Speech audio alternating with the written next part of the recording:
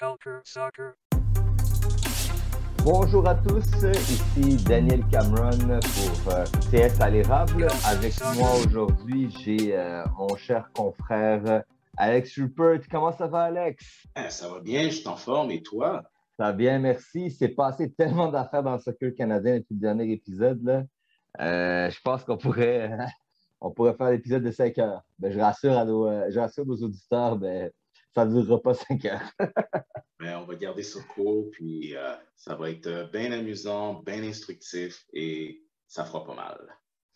Ouais, sauf pour les gens qui ne sont pas canadiens. Ça pourrait faire mal si vous êtes costaricien ou mexicain. Je vous conseillerais d'aller écouter d'autres podcasts.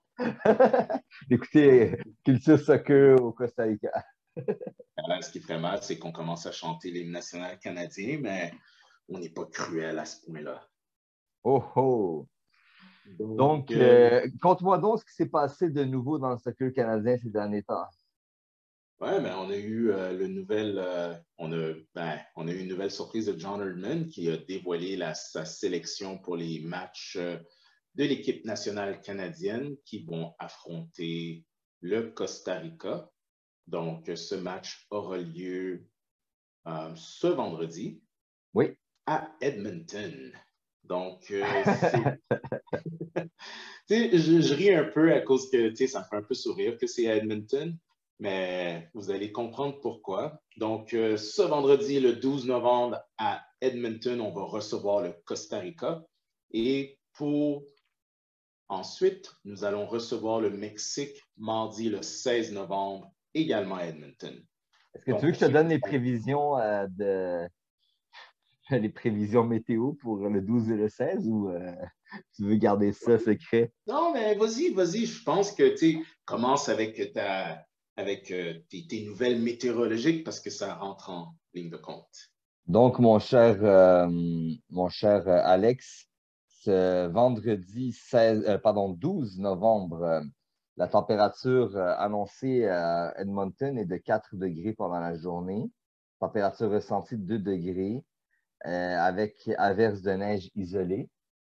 Et le 16 novembre, on a des prévisions avec encore des averses de neige isolées, 1 degré, température ressentie -4.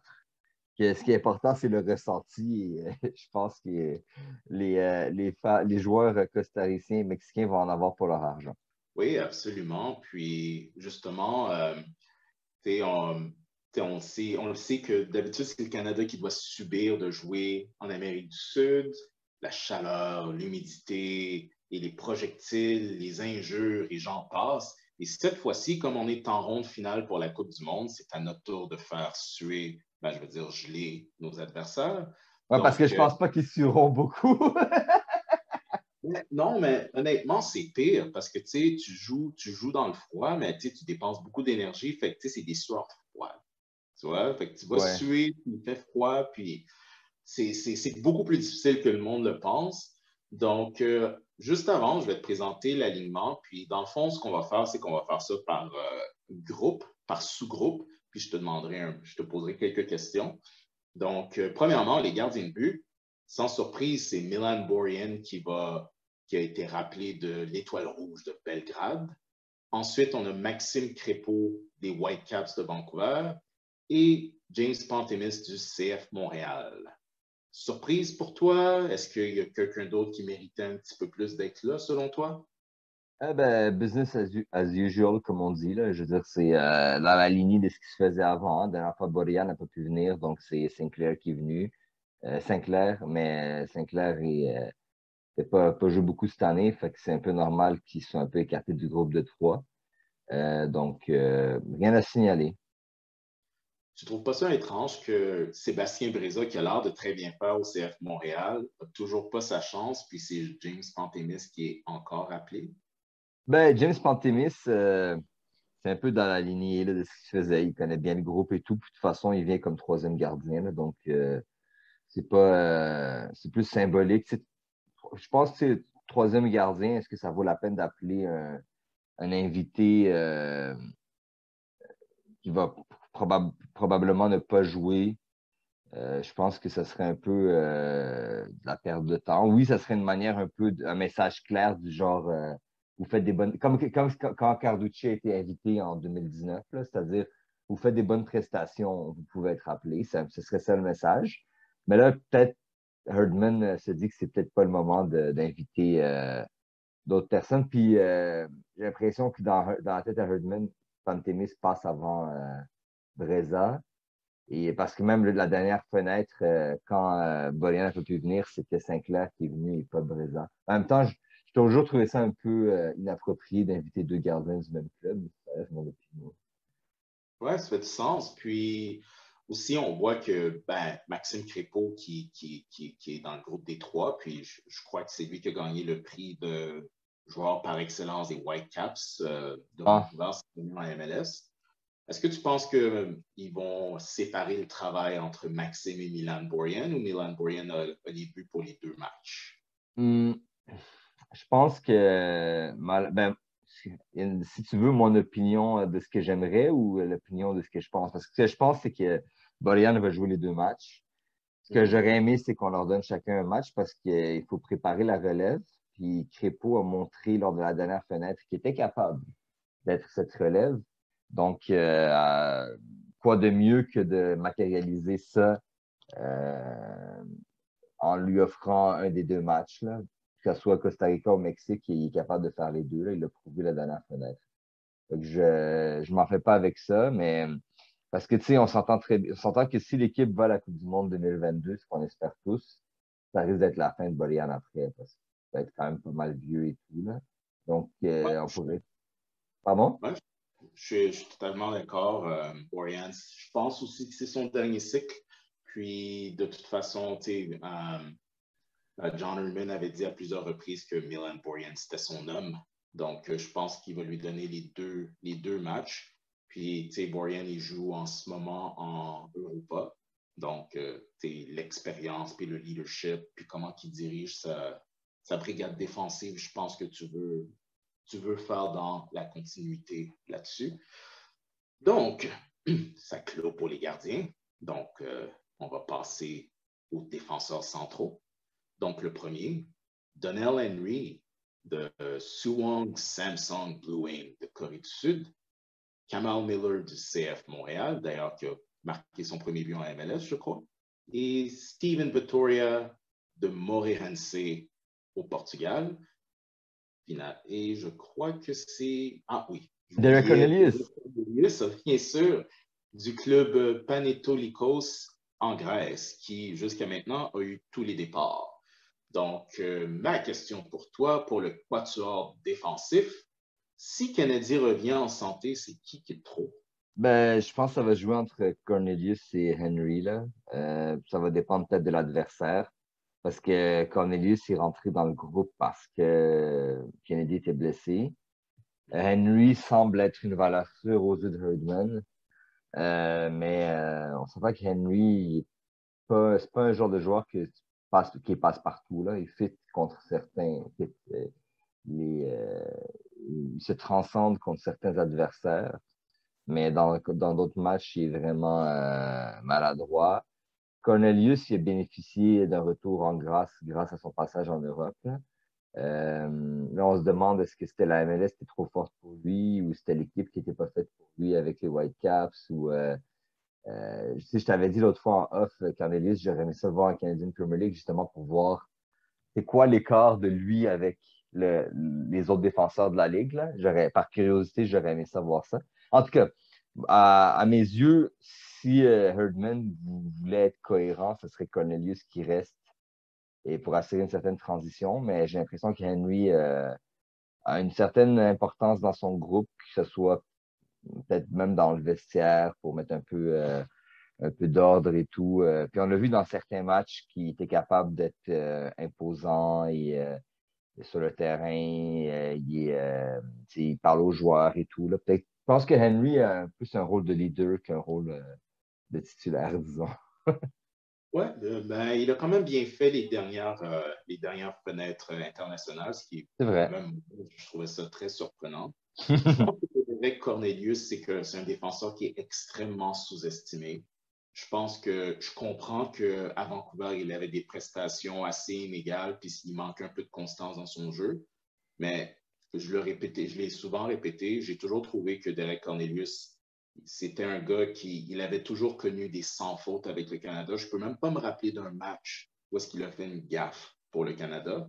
Puis, de ce que je vois en Europe, puis selon les rapports qui sortent de la Grèce, qui est quand même un bon niveau en Europe, il joue 90 minutes tout le temps, puis il joue bien. Fait que moi, je pense que le problème, c'était sûrement Vancouver.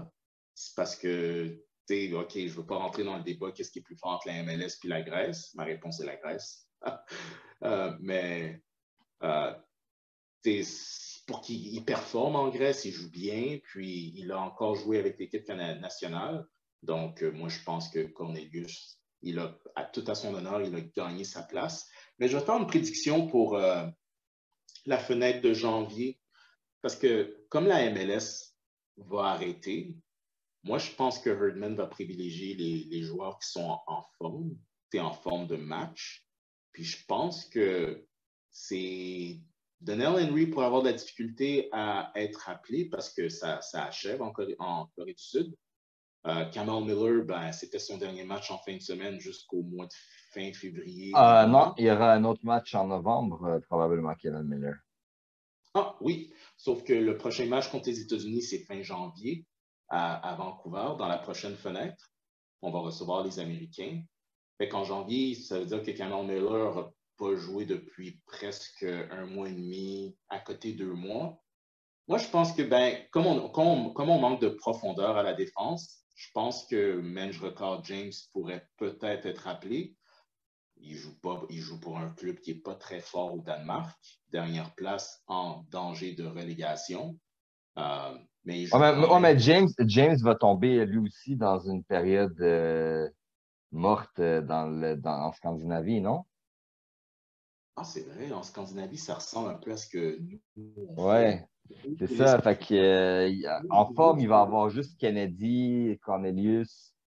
Euh, Ça va être un peu limité si on veut des joueurs en top shape. Là. Mais n'oublie pas que la MLS va commencer tôt, fait que la pré-saison va avoir déjà commencé. Il y aura, il y aura des joueurs qui vont être en pré-saison, mais est-ce qu'on va avoir que des gars top shape? Vitoria aussi, il y a Vitoria qui va être en forme. Donc, finalement, c'est plutôt du côté de Henry et Cornelius. Est-ce qu'un des deux va sauter pour Kennedy, probablement, là? OK, ouais. Ben, on verra. De toute façon, Kennedy est supposé revenir en santé d'ici la fin du mois, fait qu'on va espérer qu'il n'y aura pas une autre blessure, sinon on va être dans le trouble. Parce que jusqu'à maintenant, le Canada, surprenamment, c'est une des équipes qui a accordé le moins de buts dans le tournoi jusqu'à maintenant. Donc, le monde qui disait que c'était notre grosse faiblesse, c'était la défense. Puis, finalement, on s'en sort pas si mal. Justement, en parlant de défense, on va passer aux latéraux.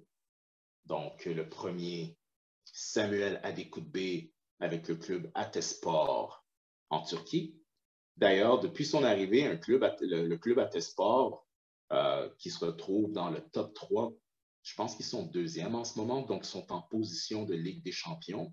Et Samuel Adekugbe qui joue presque 90 minutes à chaque fois, puis il a déjà des mentions d'aide.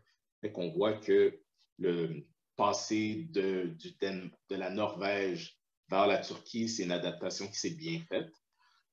Donc, on est très chanceux de l'avoir. Ensuite, on a Alistair Johnston de Nashville aux États-Unis pour la MLS et Richie Laryea du Toronto FC. Donc, pour moi, il n'y a pas vraiment de surprise là-dessus. Je m'attends à ce que Samuel Adekugbe ait des départs à gauche et Johnston à droite, ou peut-être ça va alterner entre Laryea et Johnston, mais pour moi, Adekugbe, tu le gardes là. Ouais, mais malheureusement,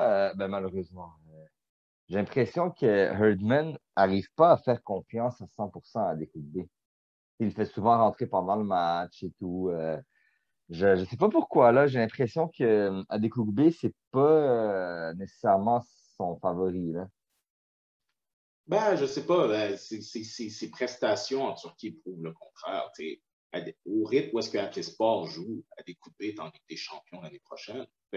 Puis c'est un joueur, c'est le 11, il est tout le temps sur le 11 partant. Fait que je pouvais comprendre au début parce qu'il jouait en Norvège, mais maintenant, surtout avec les prestations récentes de Attesport, dont ils ont joué contre Besiktas, c'est Karl Larin et Atiba Hutchison. J'espère qu'il a changé d'avis, sinon on va se poser des grosses questions.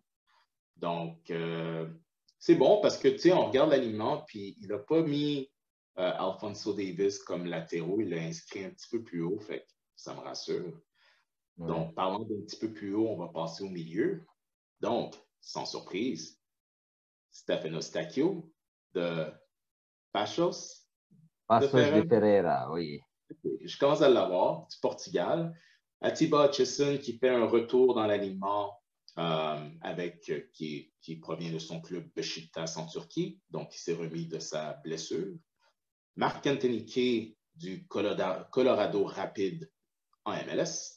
Jonathan Osorio du Toronto FC. Samuel Piet du CF Montréal. Et le retour de David Wotherspoon de St. Johnstone en Écosse, qui était blessé la dernière fois. Donc, surprise ou pas de surprise que celui qui écope, c'est Liam Fraser qui est laissé de côté cette fois-ci? Ben, pas surprise parce qu'il n'y avait rien à faire dans les précédentes listes. Donc, honnêtement, Liam Fraser est appelé seulement parce qu'il fait un bon match avec l'équipe nationale quand il était rentré contre les États-Unis. Puis il surfe. Herdman est comme attend qu'il réédite cette performance à chaque rassemblement. Mais Liam Fraser, c'est un joueur très limité. Là. C'est un joueur, même la MLS, je ne sais pas s'il va pouvoir y jouer longtemps. Là. Donc, je suis content de ne pas le voir dans la liste. Puis on a quand même des joueurs qui jouent en Europe. Puis tu sais, Marc Anthony Kaye, puis Samuel Piet, Jonathan Osorio font des bonnes performances en MLS. Là. Je ne sais pas. Ils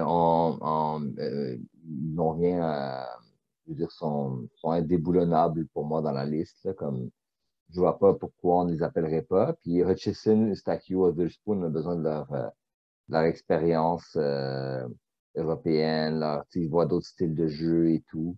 Hutchison, ben, il y a une très grande place dans l'effectif, même si je ne m'attends pas à ce qu'il joue beaucoup. Hein. Surpris de l'omission de Scott Arfield qui a recommencé à jouer et qui joue des minutes, pas des 90 minutes, mais qui a quand même joué en Europa. Je suis pas sûr que ce soit. Ouais, il me semble que oui. Ben, Scott Arfield, je pense qu'on doit tous faire un deuil, là. Comme c'est bon, il était là à une époque, puis il n'est plus là. Puis, de toute façon, entre-temps, il y a d'autres joueurs qui se sont imposés. Est-ce qu'il est meilleur que certains joueurs dans l'effectif? Probablement. Est-ce que ça vaut la peine d'enlever ces joueurs-là? Je pense pas. Donc, c'est à lui vraiment de faire des démarches pour prouver son allégeance. Mais il y a aussi le fait que pour la prochaine fenêtre fin janvier, là, tu tombes encore dans la MLS va avoir arrêté de jouer, puis là, tu as Jonathan Osorio qui va jouer un match, la finale du championnat canadien contre Samuel Piet. À part ça, Marc-Anthony Kaye, c'est terminé. Il fait les séries. Okay. Colorado, ils sont en Ligue des champions, mais la Ligue des champions, c'est plus tard dans l'hiver. Ouais, mais il va faire les séries aussi de la MLS, fait qu'il va peut-être terminer plus tard. Donc, Marc-Anthony Kaye, je ne m'inquiète pas pour lui. N'oublie pas qu'ils vont être dans la pré-saison, fait qu'ils vont déjà avoir repris. C'est plus question de est-ce que là, oui, il y aurait lieu d'appeler Arfield, ben, ça va être à Herdman de voir et de discuter avec lui. Parce que mine de rien, il va plus rester grand-chose après. Hein. Il va rester 2 fenêtres, puis c'est fini. Là. Ouais, puis Arfield, il va être en plein milieu, au pic de sa forme de saison, comme qu'on dit, parce qu'il aura joué des matchs en Écosse et en Europa. Donc, ce qui va déterminer le succès du Canada, c'est vraiment une question de profondeur. Parce que tu peux dire non à Arfield quand tu as du monde qui va être hors saison. C'est pas une option négligée, mais tu as raison, ça va dépendre de est-ce qu'il va être capable de mériter des minutes, est-ce qu'il va être capable de jouer comme il a joué l'année dernière, parce qu'on voit vraiment une baisse de productivité à Rangers et il y a clairement du monde qui ont pris sa place. Donc, ça reste à voir. C'est quand même un joueur de qualité, mais avec le retour de Hutchison, ben, J'ai un gros sourire et je suis très confiant qu'on va faire la vie dure au Costa Rica et au Mexique. On espère bien. Ensuite, les attaquants, le joyau de notre équipe. On a tellement de profondeur qu'on commence à faire trembler la CONCACAF. Donc, le premier, Tajon Buchanan, champion de la saison régulière en MLS avec le New England Revolution. D'ailleurs, lui, tout de suite après les séries éliminatoires, il va se rapporter au, c'est pas le cercle, c'est Club Brugge. Bruges. Bruges. J'arrête pas me. Désolé, les auditeurs.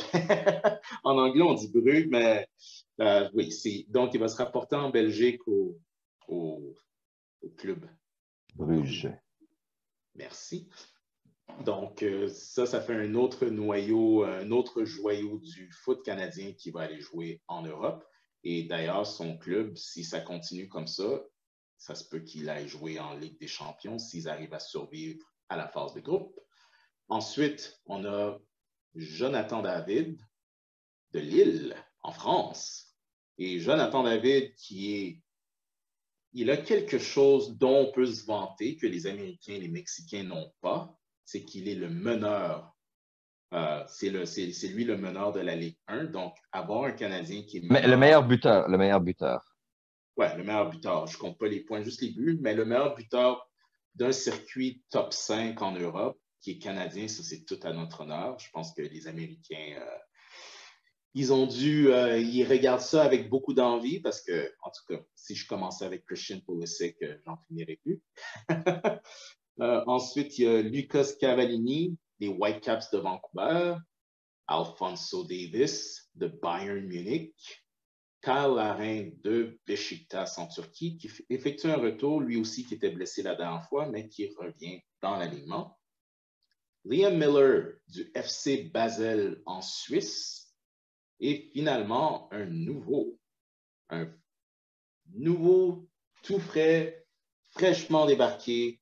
Je vous présente Ike Ugbo. Donc, c'est un attaquant de 23 ans qui provient de l'académie de Chelsea. Éligible à jouer pour le Canada. Lui, c'est quelqu'un qui est venu d'absolument nulle part.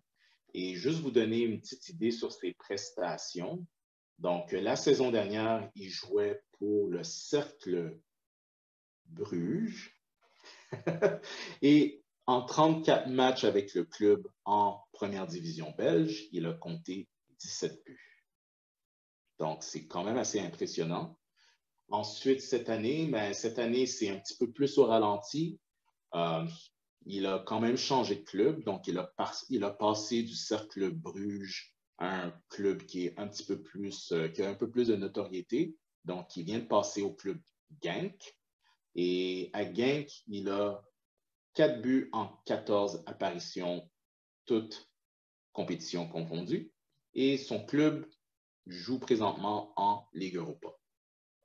Donc, l'attaquant de 23 ans, qui se joint à l'équipe nationale, qui était sur le point de se joindre à l'équipe nationale du Nigeria, qui décide à la dernière minute de changer d'allégeance pour le Canada. Et d'ailleurs, ce qui est surprenant, c'est que John Herdman a dit que ça fait 3 ans qu'il travaille là-dessus, à cause de la première fois qu'il a eu vent que Ike Ugbo pouvait être éligible pour le Canada. Il a tenté de le contacter, de contacter l'agent et le joueur.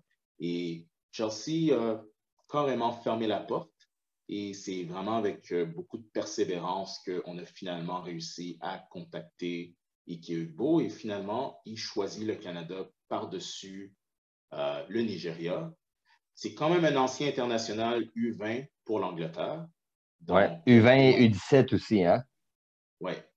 Donc, selon toi, l'effet Alphonso Davies et Jonathan David, ou c'était juste une question qu'il voit qu'avec l'Angleterre, ça va être difficile de percer dans l'équipe, puis avec le Canada, mais on a une Coupe du Monde en 2026, on a des bonnes chances en 2022. Qu'est-ce qui explique sa décision selon toi? Ben, honnêtement, on va se dire les vraies affaires. Le dilemme pour lui, c'était pas entre le Canada et l'Angleterre, parce que je pense que l'Angleterre, il l'a oublié. À moins qu'il revienne vraiment en force, ce qui aurait pu être possible à travers sa carrière, mais pas maintenant qu'il va être appelé avec l'équipe d'Angleterre. C'était plutôt entre le Nigeria et le Canada. Parce qu'en septembre, au mois de septembre, ça avait été annoncé qu'il allait choisir le Nigeria. Non, ça n'a pas été le cas. C'est que lui, peut-être en ce moment, il voit que l'équipe canadienne a une bonne profondeur et a des chances de se qualifier à la Coupe du Monde.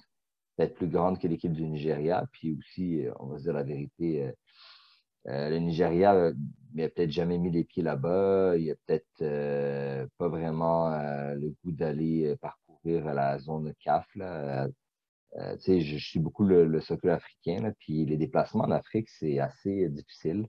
Tu sais, on pense que les déplacements au Honduras ou au Salvador, c'est difficile, mais va faire un déplacement au Djibouti ou Botswana. Non, Botswana, c'est pas si pire, mais à Sierra Leone et tout, là, c'est pas comparable. Là. Donc, peut-être qu'il y a ce facteur-là aussi. Là. Mais pour de vrai, pour moi, l'équipe anglaise, je pense qu'il a dû se résoudre que ça allait être très, très difficile pour lui, vu son niveau actuel. Il a été réaliste, puis en étant réaliste, il lui restait quand même deux choix. J'ai choisi, on va se dire la vérité, je pense pas que c'était un choix du cœur. Hein. Euh, mais on n'aura pas tous des choix du cœur. L'important, c'est qu'on en ait assez des choix du cœur, puis que les choix peut-être stratégiques, ce soit quand même des gars qui le cœur embarque par la suite. Parce que je ne sais pas si tu suis un peu les sélections africaines, mais ça arrive souvent que des joueurs viennent juste avant la Coupe du Monde. Après ça, se disent être trop occupés avec leur club et reviennent pour la Coupe du Monde d'après. Et après ça, ils te sortent des phrases genre Ah, j'ai toujours voulu jouer pour le pays de mon père, blablabla, mais pourquoi tu n'as jamais participé à la Coupe d'Afrique alors si tu reviens juste pour des Coupes du Monde? Donc, c'est un peu ça l'impression qu'on avait avec Scott Arfield d'ailleurs, euh, pour ne pas le nommer. Mais sinon, en tant que tel, au niveau des attaquants, je pense qu'on a vraiment une variété de profils de joueurs. Il n'y a pas un joueur qui ressemble à l'autre en termes de profil, physique et tout. Fait que ce sera vraiment à John Herdman de faire les combinaisons intéressantes et aussi de faire rentrer les joueurs qu'il faut. Parce que quand tu as plusieurs profils, c'est pas juste tes deux titulaires qui vont faire la job. Là. Des fois, tu vas faire jouer un certain type de joueur pour user un peu la défense, puis là, tu vas rentrer un autre type de joueur qui va profiter de sa fraîcheur et adopter une stratégie différente pour faire craquer la défense adverse. Là. Donc, c'est là que la profondeur est importante quand tu as des profils aussi variés. Puis même si tu regardes, malgré qu'il y a deux qui jouent en MLS, il n'y a pas un joueur qui joue dans le même. En attaque, tous les joueurs jouent dans des pays différents, pas dans des ligues différentes, parce qu'il y a deux joueurs en MLS, mais il y en a dans. Tous les joueurs sont dans des pays différents. Donc, c'est intéressant de voir qu'on pourra avoir des combinaisons vraiment intéressantes. Oui, absolument. Excellente analyse et surtout bon point de vue sur qu'est-ce qui aurait expliqué son choix pour choisir le Canada. Puis, à quelque part, c'est peut-être un pari à long terme parce que on a d'excellentes chances pour 2022, puis il a juste 23 ans, fait que 2026, ce serait carrément dans la poche tant qu'il reste en santé, puis qu'il continue grosso modo ce qu'il fait en ce moment. Puis ça pourrait même aller jusqu'en 2030. Puis il est assez jeune pour ça, puis qui sait où est-ce que sa carrière va le transporter. J'ai oublié de mentionner que Kyle Larin est actuellement meilleur buteur de la Ligue turque. Oui, fait que ça en fait deux. Ça en fait deux exactement, donc on a quand même des attaquants qui sont productifs en ce moment. Liam Miller, comme il joue en ce moment en Suisse au FC Bâle, ben, il semble être assez apprécié par l'équipe. Là. Je vois sur les médias sociaux et tout, l'équipe semble l'apprécier. Cavallini n'est pas au top de sa forme, mais il a quand même une présence physique qui est importante.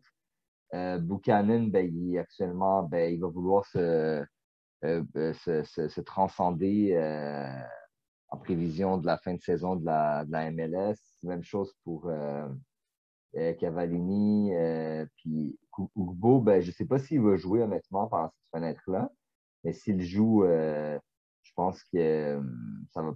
Je le vois pas je le vois pas titulaire. Là. Toi, t'en penses quoi?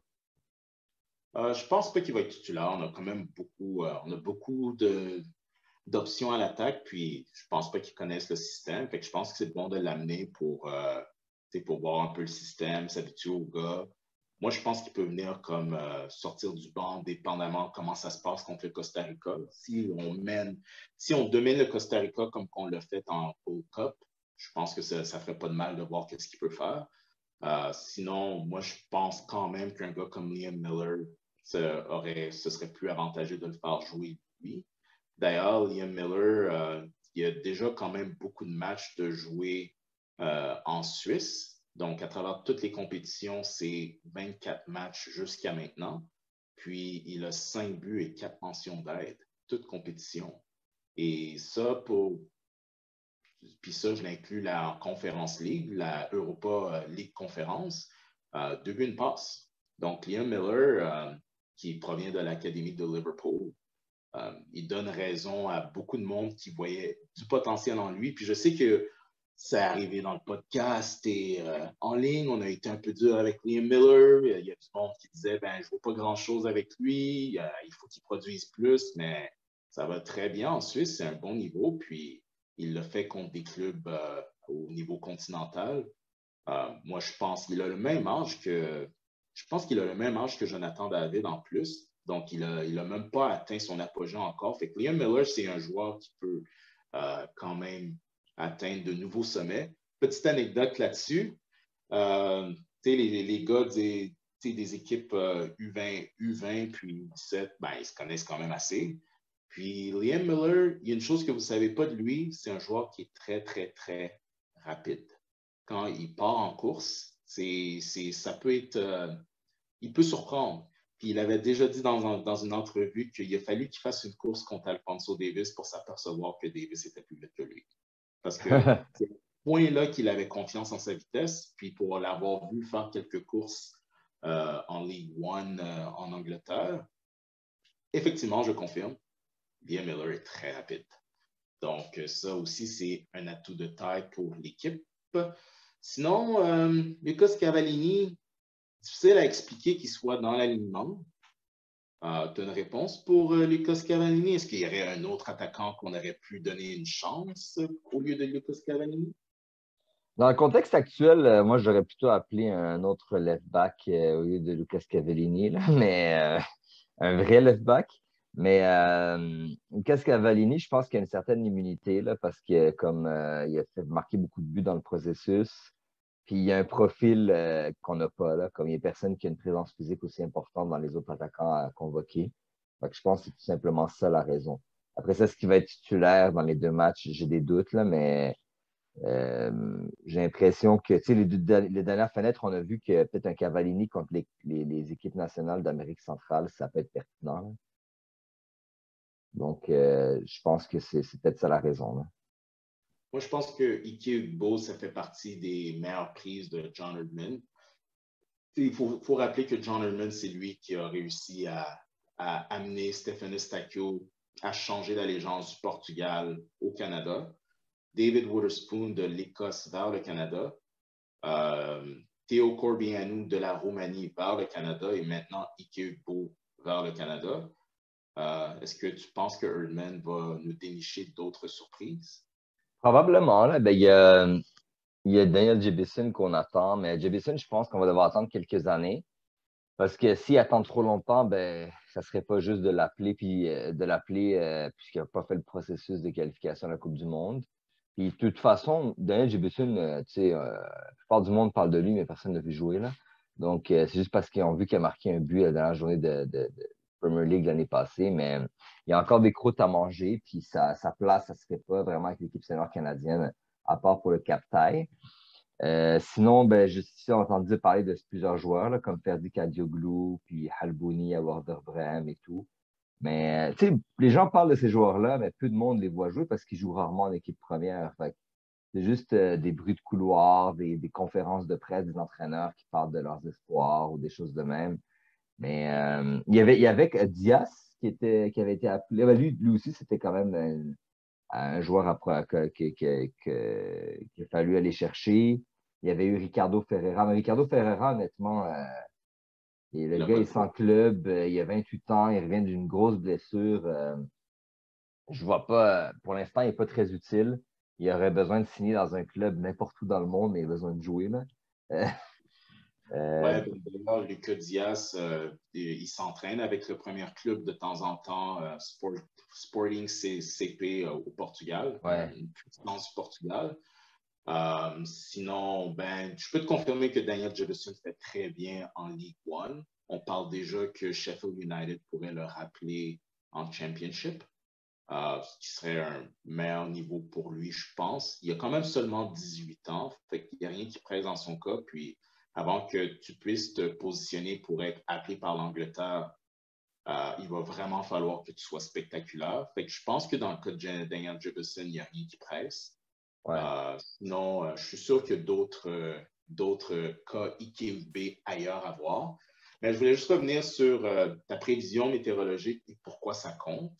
Puis là, ça va m'amener à cette question que je vais te poser. Donc, on va affronter le Costa Rica vendredi et le Mexique mardi. Sachant, puis ça, je vais donner le crédit parce que j'ai lu ça ce matin, un tweet de Gavino de Faco, qui avait sorti l'horaire du Costa Rica. Donc, l'équipe costaricaine va arriver, va quitter le Costa Rica demain en après-midi, mercredi. Ils vont arriver à 1 h du matin jeudi et ils vont jouer moins de 24 heures plus tard, vendredi à 21 h.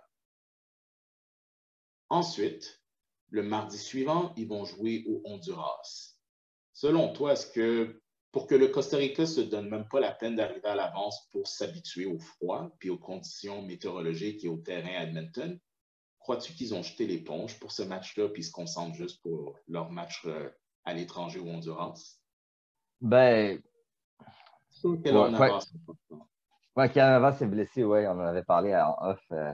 Ben, par rapport au Costa Rica, tu sais, faut dire la vérité aussi, c'est pas évident parce que beaucoup de joueurs, tu sais, traversent d'un peu partout dans le monde pour aller jusqu'à Edmonton, qui est très loin. Donc, peut-être qu'il y a des histoires de visa, puis de voyage, puis de vol, de transit, puis d'escale et tout. Mais sinon, si c'est volontaire d'être arrivé aussi tard et qu'il n'y avait pas moyen d'arriver plus tôt, oui, c'est de la négligence grossière, là. Je veux dire, c'est carrément on y va pour le match nul, là. Ben, de toute façon, tu sais, c'est un peu la mentalité dans beaucoup de matchs que quand tu vas à l'extérieur, tu y vas pour le match nul. Mais là, en plus, sans Navas, qui est quand même très spectaculaire avec l'équipe nationale du Costa Rica, j'ai l'impression que ça va être encore plus difficile pour eux. Puis ça veut dire quoi? Ça veut dire qu'on va devoir s'attendre à un match horrible. Déjà, moi, le match contre le Honduras puis contre le Salvador à Toronto, je vais le terminer. Fait que celle-là, là, ça va être encore pire. Il va falloir marquer rapidement. C'est ça que ça veut dire. Euh, Pardon? Ouais, mais d'ailleurs, Keylor Navas, qui est le joueur le plus important pour le Costa Rica, à lui seul qui garde souvent son équipe dans le match, parce qu'il n'y a pas grand-chose dans l'alignement du Costa Rica. Il y a quelques bons joueurs, mais c'est une équipe quand même assez vieillissante, puis on les avait quand même dominés. On a un échantillon de ça, puis c'est dans la Gold Cup où est-ce qu'on les a complètement dominés sans Keylor Navas. Donc, on voit l'importance du joueur. Ensuite, pour le match contre le Mexique, ben, là, c'est le temps de parler des phénomènes Buchanan et Alfonso Davis. Est-ce que tu penses qu'on va avoir la même stratégie de les déployer à l'aile pour exploiter les latéraux mexicains? Parce qu'il faut se le dire franchement, si on devait trouver une faiblesse évidente pour l'équipe mexicaine, c'est les latéraux. Ben, faut pas oublier que c'est un terrain de football synthétique et tout, là. Fait que je sais pas si c'est le meilleur environnement pour exploiter les ailes. Mais pour être honnête, contre le Mexique, faut juste trouver la meilleure stratégie pour marquer rapidement aussi, puis profiter de l'avantage du terrain pour frustrer les Mexicains, là. Comme si on peut marquer un ou deux buts en première mi-temps, puis garder le contrôle du ballon, parce que j'ai l'impression synthétique, ça va vraiment nuire à leur contrôle du ballon, puis ils ne pourront pas dominer. Donc, Oui, c'est vrai. ça va. C'est pour ça que les stratégies dans le sens, tu peut-être pas tort. Peut-être que sur les ailes, on pourra jouer des balles pour utiliser la vitesse de Davis et Buchanan, mais en même temps, c'est un peu risqué parce que, tu sais, sur synthétique, ça peut glisser, surtout s'il y a neigé avant. Puis, ça peut faire en sorte que comme ça soit un peu chaotique pour eux, pour couper, pour faire pour centrer.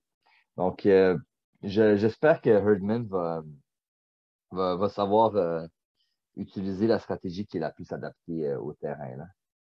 Ouais, moi, je m'attends à une fenêtre de 6 points, ce qui amènerait le Canada à 16 points, ce qui serait quand même pas mal. Puis, je pense qu'il y a beaucoup de calculs mathématiques qui se sont faits qui disent qu'à 21, 22 points, tu es qualifié pour la Coupe du Monde. Fait qu'il n'en manquerait pas gros. Il y en a même qui ramènent ça jusqu'à 20. Moi, je pense que c'est plus 21, 22, mais c'est définitivement une occasion à ne pas rater avec un tel avantage à la maison. Mais, ouais, ta prédiction? Moi, je pense que c'est un 6 points. Tout ce qui est autre que ça est une déception. Ouais, tout à fait d'accord. Mais je peux aussi te parler d'un cas où est-ce que j'ai une prémonition. C'est quoi? Une prémonition, c'est parce que la semaine dernière, on a vu une autre équipe du Costa Rica jouer pas à -5 ou à 0, mais faisait juste 3 degrés à Hamilton.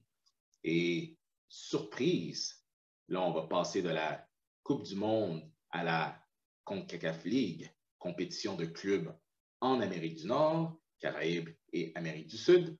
Donc, le premier match qui opposait Santos de Guapiles du Costa Rica en quart de finale de la CONCACAF League.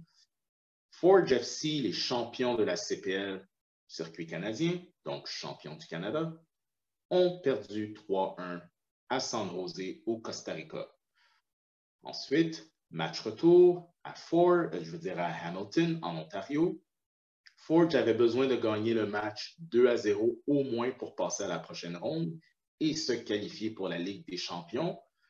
Mais ils ont dépassé nos attentes. Ils ont gagné le match 3-0. Domination presque totale. Omar Brownie qui il va d'une frappe, ma foi, je pense que c'est le plus beau but qui s'est fait au. C'est le plus beau but qui s'est fait au Tim Horton Field, ou sûrement le plus important à Hamilton. Et d'ailleurs, Omar Brown qui a été appelé par l'équipe du Panama pour cette fenêtre-ci. Donc, autre preuve que peut-être que la CPL envoie le message que venir jouer dans notre ligue, ça enlève pas vos chances de vous faire appeler dans vos sélections. En tout cas, Ouais, mais pour il faut l'Amérique aussi, du Sud. faut aussi avouer que c'était l'Europa League est peut-être plus suivie par le sélectionneur du Panama que la Canadian Premier League aussi, là. Ah, c'est clair. C'est bon qu'il a, il a vu la frappe de Omar Brown. Ensuite, un autre but de Mo Babouli qui était une frappe du tonnerre. Et troisième but de Josh Navarro. Puis, tu sais, à quelque part, on se demande où étaient toutes ces performances-là dans le match de la semaine d'avant qu'on va couvrir tout à l'heure. Donc, Forge qui gagne avec style et conviction. Je pense que c'était un des meilleurs matchs de foot que ce club-là a jamais joué.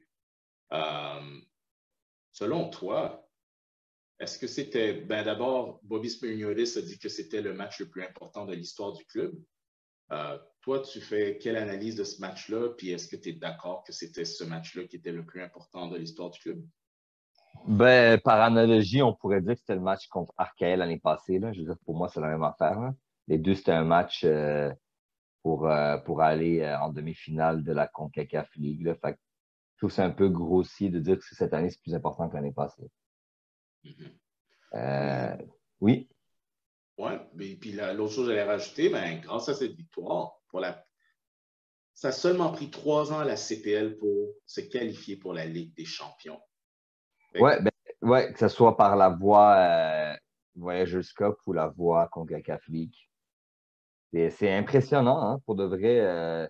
C'est vraiment impressionnant tout ce que. Ben, faut dire aussi on a eu seulement Forge pour y arriver par la voie CONCACAF League. Mais puis que c'est devenu un peu une tradition pour eux, là. Ouais, puis moi ma surprise, moi, j'ai été surpris par la performance parce que c'est quand même un club qui appartient à la troisième meilleure ligue dans notre région. Le Costa Rica, je pense que c'est consensus que c'est la troisième ligue la plus forte. Quoique Santos de Guapiles, ce n'est pas un club qui fait partie des traditionnels top 3 au Costa Rica. Donc, on parle de Saprissa, puis Herediano et Alajuelense. Mais quand même, c'est un club qui est présentement deuxième dans cette division. Fait qu'on a, pour la première fois, on les a affrontés, puis on a vaincu un club provenant de cette ligue. Toi, est-ce que tu penses que ça... C'est quoi le message que ça envoie dans la région? Puis où est-ce que tu situerais la CPL dans l'échelon de puissance des ligues? Bien, moi, je pense que la Canadian Premier League, le problème, c'est qu'on a, tu sais, il reste encore à affronter les top clubs du Costa Rica, qui sont Alajuelense et Saprissa. Ça donnerait un meilleur échantillon. Et également, j'attends la performance de Forge contre Motagua. Moi, je pense que sans ça, c'est dur de dire que la 15e Premier League est devant la Ligue hondurienne et costaricienne. Donc, pour l'instant, dans les D1, je dirais 5e. Peut-être plus bas aussi, là, parce que je ne connais pas assez bien le niveau des ligues du Salvador. Ben, Salvador, on a vu Forge qui a bien joué contre eux. Puis après ça, le problème, c'est une ligue, tu peux pas juste te fier à un club qui a joué contre un autre. C'est ça notre échantillon pour l'instant, là. Est-ce que ça serait. Il y a plusieurs facteurs à prendre en compte, notamment si un joueur de la Canadian Premier League irait jouer dans la Ligue du Salvador, est-ce qu'il serait supposons un des meilleurs joueurs de la Canadian Premier League va jouer dans la Ligue du Salvador, est-ce qu'il va être est-ce qu'il va être un titulaire dans cette ligue-là ou pas? Tu sais, c'est tous des éléments. Tu sais, par exemple, en Europe, il y a toujours le fameux débat, tu sais, est-ce que la Bundesliga elle est overrated parce que beaucoup de joueurs qui étaient comme pas nécessairement les meilleurs dans certaines autres ligues, ben, en Bundesliga, ils sont bons. Fait que là, est-ce que c'est la Bundesliga qui transcende leur niveau ou euh, est-ce que c'est parce que la ligue, elle est très ouverte au niveau offensif et tout, tu sais? C'est pour ça que je trouve ça difficile, mais pour l'instant, je dirais pas plus haut que 5e. Ouais, c'est une bonne analyse. Puis, tu sais, tu parles de la Bundesliga, mais eux, ils ont un plus gros échantillon. Puis, année après année, les clubs allemands font quand même très bonne figure contre d'autres équipes qui sont quand même fortes. Puis, sont souvent parmi les favoris pour survivre à la phase de groupe. Donc, là-dessus, tu as raison. Il va falloir qu'on ait un plus gros échantillon. Puis, ça prendrait d'autres clubs que Forge pour aller en CONCACAF League et se mesurer pour me donner une meilleure idée. Ouais. Pour ce qui est du style de jeu, moi, trois choses qui ont retenu mon attention, c'est Metusala en défense, qui, ma foi, il m'impressionne comme défenseur central pour Forge. Surtout qu'il leur manquait le départ de Edgar, puis Jakovic qui joue, que pas, je pense qu'il est encore blessé ou il ne joue pas. Metusala qui, en très peu de temps, est devenu un acteur central à la défense. Mon autre point, c'est Tristan Borges qui a joué comme le Tristan Borges de 2019, qui n'avait pas peur de se mettre au milieu de l'action, qui démontrait de belles aptitudes techniques, qui créait beaucoup de choses qui dérangeaient l'adversaire, qui était toujours dangereux. Et aussi, j'ai aimé l'attaque fluide, la fluidité de l'attaque et le jeu entre le milieu de terrain et l'attaque. Je trouve que c'était, à mes yeux, le meilleur match, le match le plus convaincant. Donc, on va voir pour la suite des choses. Donc, l'adversaire, comme tu disais, ça va être Motagua du Honduras en demi-finale. Et sinon, avant qu'on quitte, comment on pourrait ne pas mentionner encore pour Forge, mais Forge avait quand même affronté un club de MLS contre le CF Montréal à Hamilton. Et c'est un match qui s'est terminé, c'est décidé à la 11e ronde en tir de penalty quand Sébastien Breza a prouvé que, dans le fond, il serait un meilleur marqueur que Tristan Borges. Je veux dire Tristan Henry, désolé. Certainement pas comme Borges. Donc, Forge qui a quand même fait une bonne prestation, qui a tenu son bout contre Montréal, qui s'est montré dangereux. Il faut quand même avouer que Montréal avait quand même fait une rotation à l'effectif, mais quand même, c'est pour ça que je disais au début, si Forge avait montré 10% du flair offensif qu'ils l'ont fait en CONCACAF League contre Montréal, ça aurait été un résultat différent, mais Forge était juste incapable de transformer leurs opportunités en but. C'est le même problème de Forge, le match aller contre Santos Guapiles, parce qu'à part l'ouverture du score, après, ça a été vierge. Puis, on va se dire la vérité, là, Omar Brownie, c'est un game changer dans les deux côtés. Hein. Ouais. Quand il est en forme, on a vu avec le match contre Santos Guapiles, un but, une passe, il a changé le match. Et quand il décide de garder la balle, puis tout, ben là, ça, c'est très problématique. Puis contre Montréal, ben, ça se voyait. Là. Puis, on voyait que Rudy Camacho, entre autres, et beaucoup d'autres joueurs de Montréal le connaissent bien. Ben, le connaissent bien. Ils s'entraînaient avec lui quand même plusieurs jours. Là. Donc, peut-être ils savaient un peu comment le contenir. Puis, on a vu qu'il essayait trop de faire des exploits individuels, puis c'était un fiasco. Mais ça, c'était deux matchs, un après l'autre d'ailleurs. Ben, après l'autre, sur un match de Canadian Premier League où le Forge n'a pas été capable de convertir ses occasions en but. Oui, tout à fait. Donc là-dessus, ben, le CF Montréal qui passe en finale du championnat canadien et qui va affronter le Toronto FC en finale. Finalement, la date est connue. Ah non, ça n'a pas encore été Non, c'est pas annoncé. officiel. C'est pas officiel, fait qu'on n'en parlera pas. Exactement. Puis le Toronto FC qui a mérité sa place en finale en battant le Pacific FC 2-1 à Toronto. Donc, pour moi, c'était un match de deux demi. La première demi, c'était Toronto d'un bout à l'autre. C'était domination Toronto. But d'Altidor qui était, ma foi, parfait. Schaffelberg qui prouve qu'il mérite sérieusement d'être dans l'entourage de l'équipe canadienne et qu'il devrait au moins commencer tous les matchs du Toronto FC. Ma foi, ce club-là, j'ai aucune idée qu'est-ce qu'ils font avec les joueurs canadiens. Ça pourrait faire un 2 heures à lui tout seul.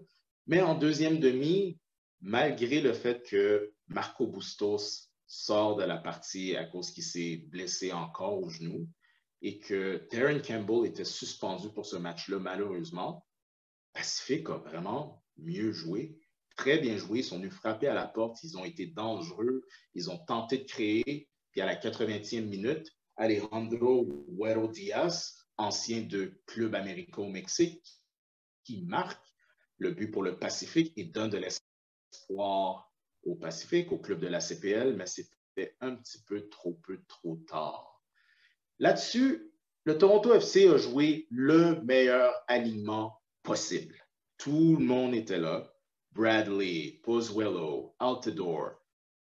Puis, c'est quand même une victoire de 2-1. Ma question est en deux temps. Un, surpris que ça s'est fini seulement 2-1.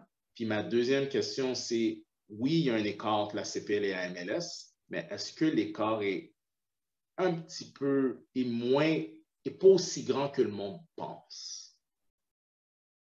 Ben, actuellement, avec un Toronto FC qui a ramené son équipe complète, puis qui a même dû avoir de la difficulté à aligner trois Canadiens pour le quota, ben on voit que la Canadian Premier League cogne à la porte. Des clubs canadiens, parce que cette année, il faut dire aussi que ça a été très mauvais pour les clubs canadiens en MLS. Puis j'ai l'impression que ça va continuer comme ça parce que je vois difficilement les clubs canadiens mettre plus d'argent dans leurs effectifs. Fait que, comment dire, ça risque de devenir une tendance, mais c'est sûr que l'écart se rétrécit, mais l'apport des joueurs désignés, on l'a vu surtout le match Pacifique contre Vancouver, que le joueur désigné de Ryan Gold, je ne sais pas comment ça se prononce, là, le joueur désigné de Pacifique a vraiment fait la différence. Là, donc, ça, c'est un peu ça qui fausse un peu les cartes, même par rapport au niveau de la MLS à d'autres ligues. sais, qu'on dit, ouais, ben, le niveau de la MLS, c'est mieux qu'il y a beaucoup de ligues d'Europe, ben, c'est un peu les joueurs désignés qui faussent un peu la route parce que on a l'impression, parce qu'il y a ces joueurs-là, que le niveau de la ligue est fort, mais on ne sait pas comme. C'est un peu l'arbre qui cache la forêt, là. Oui, absolument. Tu sais, avoir une bonne prestation sur quelques matchs versus avoir une campagne de 40 matchs en Europe, plus les matchs de ligue, plus les matchs de coupe domestique, plus les matchs continentaux, est-ce que les clubs MLS auraient la profondeur pour bien performer? Ça, c'est un gros point d'interrogation. Moi, ce Mais que je dirais, c'est que oui, il y a un écart entre la CPL et la MLS, c'est évident, tu le vois. Ça, à mes yeux, ça a un peu moins paru en Forge et CF Montréal qui roulait quand même un peu. Euh, Puis aussi Pacifique, quand ils sont à 100%, ils ont tout leur monde. On a vu, puis même là, ce qu'ils ont fait au Whitecaps de Vancouver, ils l'ont fait sans Marco Bustos. J'étais un peu surpris que le Pacifique a aussi bien paru contre un Toronto FC à 100%. Moi, je pense que oui, il y a un écart. Je pense que l'écart est exagéré dans les médias, puis quelques analystes sur les médias sociaux. Je pense qu'il y a un écart, oui.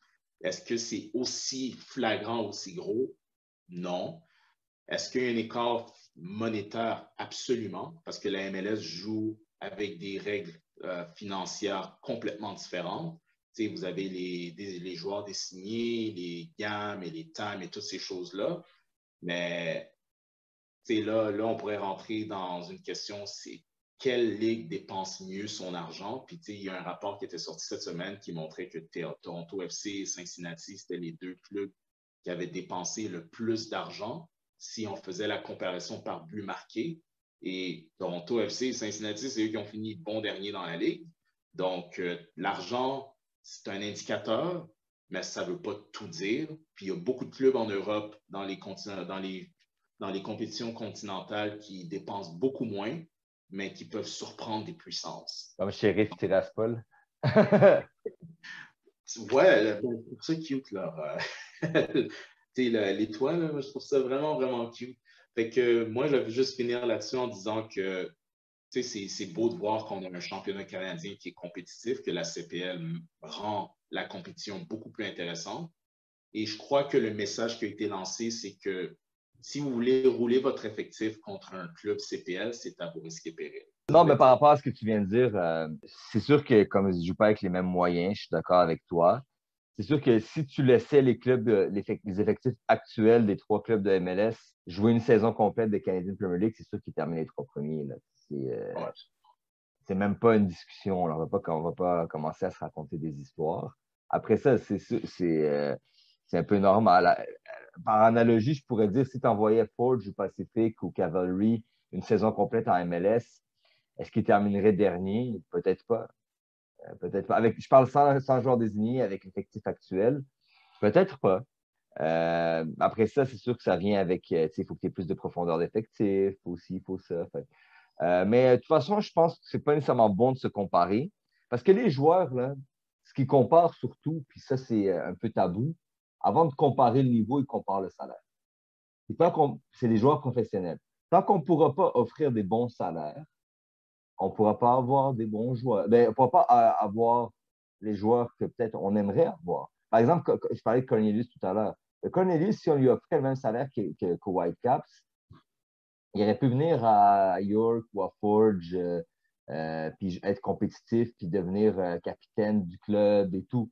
Mais lui, un joueur de son niveau, ben, il y a beaucoup de clubs, il a déjà joué en Europe, donc il a quand même puis il a un bon agent. Fait qu'il y a des gens qui le connaissent. Puis pour conclure, par rapport aux joueurs de Canadian Premier League, ben, ça serait peut-être bien que John Herdman fasse un autre camp à Poutine, qu'on aime bien l'appeler, en hiver. Mais avec la fenêtre internationale en janvier, février, ça va être un peu difficile, là, mais peut-être en février. Puis après ça, il y a l'autre fenêtre en mars. C'était plus quand il n'y avait pas de matchs amicaux ou quand il n'y avait pas vraiment un calendrier occupé. Là, je vois. Mais ça serait bien pour les joueurs de Canadian Premier League et les joueurs de MLS pour les garder en forme pour la fenêtre de janvier. Peut-être organiser un camp. Ça pourrait ne pas leur nuire. Là. T'en penses quoi? Ouais, c'est une bonne chose. Puis, Marco Bustos, avant ses deux blessures au genou, moi, je pensais que Bustos avait des chances assez réalistes d'être rappelé. Il ne faut pas oublier qu'il a été appelé par l'équipe canadienne. Je pense qu'il a démontré. Je pense que beaucoup de monde était d'accord pour dire qu'un club comme les Whitecaps puis Toronto FC ne pouvait pas vraiment faire pire que ce qu'ils avaient en ce moment. Quoique les Whitecaps, ils ont été capables de changer de bord leur saison, mais ça n'a pas vraiment été le cas pour le Toronto FC. Donc, je pense qu'un Marco Bustos aurait pu les aider. Tu penses à des latéraux comme Diedine Abdi puis Mohamed Farsi. Moi, je pense qu'il y a du talent brut là. Moi, je ne vois pas en quoi il ne serait pas capable d'aider un club en MLS. Puis, je suis sûr que j'oublie d'autres joueurs, mais moi, c'est vraiment ces trois joueurs-là à qui je pense. Puis, tu sais, l'avenir est prometteur pour la Canadian Premier League. Tu sais, tu as Lowell Wright à York United qui, à 19 ans, qui fait vraiment très bien. Max Ferrari, excellent milieu de terrain, lui aussi. Je pense qu'il a juste 20 ans. Puis, bien sûr, Ruben Spacius à Forge, qui était presque une machine à compter, à marquer. L'avenir, c'est un bel avenir. La Canadienne a beaucoup d'avenir. Puis, je pense qu'on va juste faire ça une étape à la fois. Puis, on va prendre les succès comme ils arrivent. On est très heureux qu'un club va nous représenter à la Ligue des Champions. C'est la première fois de l'histoire qu'on va avoir deux clubs canadiens en même temps en Ligue des Champions. Oui. Ça va être beau à voir. Ça va être froid en février à Hamilton. J'arrête pas de dire qu'en Ontario, c'est plus chaud qu'au Québec, mais en février, c'est froid, mais à quelque part, ce serait peut-être pas une mauvaise idée de piger une équipe mexicaine. Je sais pas, un club comme je sais pas, Monterrey ou Léon qui arrive en plein mois de février à -15. Je ne sais pas comment ils vont apprécier l'expérience, mais ça va être comique à voir. Sinon, je te laisse le mot de la fin, mon ami. Alors, merci beaucoup, Alex, pour cet épisode. On a eu beaucoup de plaisir, ça faisait longtemps. Et je te souhaite des bons matchs à regarder cette semaine parce qu'il y a la fin de la saison de Canadian Premier League et les matchs d'équipe nationale. Puis pour nos auditeurs, merci beaucoup d'être fidèles et de nous suivre. On vous réserve du bon contenu après les prochains matchs. Oui, absolument. Donc, restez à l'écoute. Merci beaucoup, Daniel, de t'être joint à moi. Toujours un plaisir de faire ça avec toi. Puis, novembre, qui est un mois extrêmement chargé dans le foot canadien, et on sera au rendez-vous pour vous donner nos opinions et impressions sur la suite des événements. C'est parfait. Alors, au prochain épisode.